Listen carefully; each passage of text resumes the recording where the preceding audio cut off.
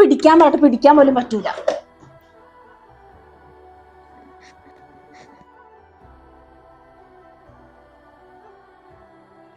കൊച്ചിന്റെ കൈ പോലും നോക്കാണ്ട് ഓടയാണല്ലേ അമ്മ അടുത്തോട്ട്. ഐശ്വര്യ, വാക്കുകൾ കൊണ്ടുണ്ടാവുന്ന മുറിവുണ്ടല്ലോ, അത് മാറാൻ ഒരുപാട് കാലം എടുക്കും. ആദ്യം അത് പോയി മാറ്റാൻ നോക്കും.